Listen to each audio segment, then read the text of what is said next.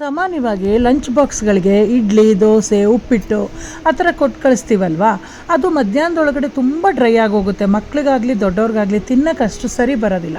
ಅದೇ ನಾವು ಲಂಚ್ ಐಟಮ್ಗೆ ಈ ಥರ ರೈಸ್ ಐಟಮ್ ಕೊಟ್ಟು ಕಳಿಸಿದ್ರೆ ತುಂಬ ಚೆನ್ನಾಗೂ ಇರುತ್ತೆ, ತಿನ್ನೋಕೆ ಆರಾಮ್ಸೆ ಆಗುತ್ತೆ. ಬಿಸಿ ಇಲ್ಲದೆ ಹೋದರೂ ಕೂಡ ಟೇಸ್ಟ್ ಚೆನ್ನಾಗಿರುತ್ತೆ.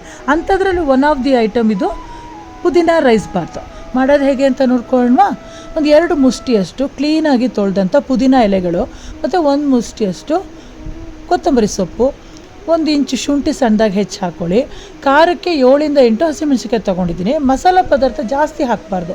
ಒಂದೇ 1 ಏಲಕ್ಕಿ, 2 ಲವಂಗ ಮತ್ತು ಒಂದು ಅರ್ಧ ಇಂಚಷ್ಟು ಚಕ್ಕೆ, 1 ಟೀ ಸ್ಪೂನಷ್ಟು ಜೀರಿಗೆ ಪುಡಿ, 4 ಕಾಳು ಮೆಣಸು ಹಾಕ್ಬಿಟ್ಟು ಸ್ವಲ್ಪ ನೀರು ಹಾಕ್ಬಿಟ್ಟು ನೈಸಾಗಿ ರುಬ್ಕೊಳ್ಳಿ. ಈಗ ಒಂದು ಕುಕ್ಕರ್ ಇಟ್ಬಿಟ್ಟು 1 ಟೀ ಸ್ಪೂನು ತುಪ್ಪ ಹಾಕಿ ಸ್ವಲ್ಪನೇ ಸ್ವಲ್ಪ ಕರ್ಬೇವಿನ ಸೊಪ್ಪು ಹಾಕಿ 2 ಈರುಳ್ಳಿನ ಸಣ್ಣದಾಗಿ ಹೆಚ್ಚಿ ಹಾಕಿ ಬಾಡಿಸ್ತಾ ಇದ್ದೀನಿ. ನಾನಿಲ್ಲಿ ಜೀರಿಗೆ, ಸಾಸಿವೆ ಆ ಥರ ಏನೂ ಹಾಕ್ತಾಯಿಲ್ಲ.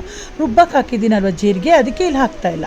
ಮತ್ತು ಒಂದು 1/4 ಕಪ್ಪಷ್ಟು ಹಸಿ ಬಟಾಣಿ ಸೇರಿಸ್ತಾ ಇದ್ದೀನಿ. ಇದು ಬಂದು ಫ್ರೋಝನ್ ಬಟಾಣಿ. ನೀವು ಡ್ರೈ ಬಟಾಣಿನ ರಾತ್ರಿನೇ ನೆನೆಸಿ ಬೆಳಗ್ಗೆಗೆ ಯೂಸ್ ಮಾಡ್ಕೋಬೋದು. ಮತ್ತು ಮಸಾಲಾಗೆ ನೀರು ಹಾಕಿ ರುಬ್ಬಿದ್ವಲ್ಲ, ಆ ಅಳತೆನೇ ತೊಗೊಂಡಿದ್ದೀನಿ. ಇಲ್ಲಿ 1 ಕಪ್ ಅಕ್ಕಿಗೆ 3 ಕಪ್ ನೀರು ಥರ. ಸೊ 2 ಕಪ್ಪಷ್ಟು ಮಸಾಲ ರುಬ್ಬಿರೋಂಥ ನೀರು ಬಂದಿದೆ. ಈಗ 1 ಕಪ್ಪು ಎಕ್ಸ್ಟ್ರಾ, ಸೊ ಟೋಟಲ್ 3 ಕಪ್ಸ್ ನೀರು ಹಾಕ್ಬಿಟ್ಟು ಚೆನ್ನಾಗಿ ಕಲಿಸ್ಬೇಕು.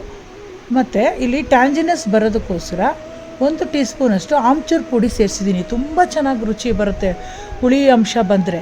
ಮತ್ತು ರುಚಿಗೆ ತಕ್ಕಷ್ಟು ಉಪ್ಪು ಹಾಕ್ಬಿಟ್ಟು 10 ನಿಮಿಷ ಮುಂಚೆನೇ ನೆನೆಸಿದಂಥ ಸೋನಾ ಮಸೂರಿ ಅಕ್ಕಿನ 1 ಕಪ್ಪು ಸೇರಿಸ್ತಾ ಇದ್ದೀನಿ.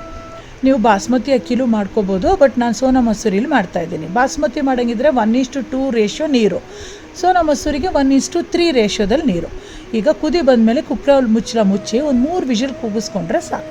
ಆಮೇಲೆ ಇದಕ್ಕೆ ನೆಂಚ್ಕೊಳ್ಳೋಕ್ಕೆ ರಾಯ್ತ ಮಾಡ್ತಾಯಿದ್ದೀನಿ ನಾನು, ಸೌತೆಕಾಯಿ ರಾಯ್ತ. ನೀವು ಯಾವುದಾದ್ರೂ ರಾಯ್ತ ಮಾಡ್ಕೋಬೋದು. ಈರುಳ್ಳಿ ಹಾಕಿ ಮಾಡ್ಕೋಬೋದು, ಟೊಮೆಟೊ ಹಾಕಿ ಮಾಡ್ಕೋಬೋದು, ಇಲ್ಲ ಈ ಥರ ಸಿಂಪಲ್ಲಾಗಿ ಪ್ಲೇನಾಗಿ ಸೌತೆಕಾಯಿ ಹಾಕಿ ಮಾಡ್ತಾಯಿದ್ದೀನಿ. ನಾನು ಇದಕ್ಕೆ 1 ಟೀ ಸ್ಪೂನಷ್ಟು ಬ್ಲ್ಯಾಕ್ ಸಾಲ್ಟ್ ಕೂಡ ಸೇರಿಸಿದ್ದೀನಿ. ರುಚಿ ತುಂಬ ಚೆನ್ನಾಗಿ ಬರುತ್ತೆ, ಮಾಡಿ ನೋಡಿ.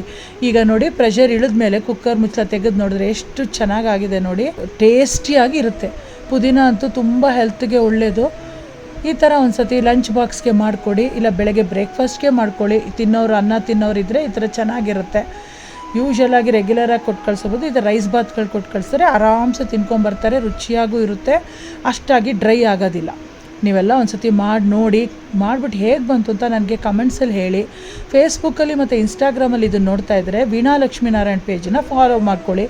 ಯೂಟ್ಯೂಬಲ್ಲಿ ನೋಡ್ತಾ ಇದ್ದರೆ ಅಮುದಂ ನಿತ್ಯಂ ಅಂತ ಚಾನಲ್ ಹೆಸರು ಸಬ್ಸ್ಕ್ರೈಬ್ ಮಾಡ್ಕೊಳ್ಳಿ ಫ್ರೆಂಡ್ಸು. ಬೆಲ್ ಬಟನ್ ಮೇಲೆ ಕ್ಲಿಕ್ ಮಾಡಿಕೊಂಡ್ರೆ ನಾವು ಯಾವುದೇ ವಿಡಿಯೋ ಅಪ್ಲೋಡ್ ಮಾಡಿದ್ರು ಮೊದಲು ನಿಮಗೆ ನೋಟಿಫಿಕೇಷನಲ್ಲಿ ಬರುತ್ತೆ. ಮತ್ತೆ ಬೇರೆ ವಿಡಿಯೋದಲ್ಲಿ ಸಿಗ್ತೀನಿ friends. Until then take care, bye, see you.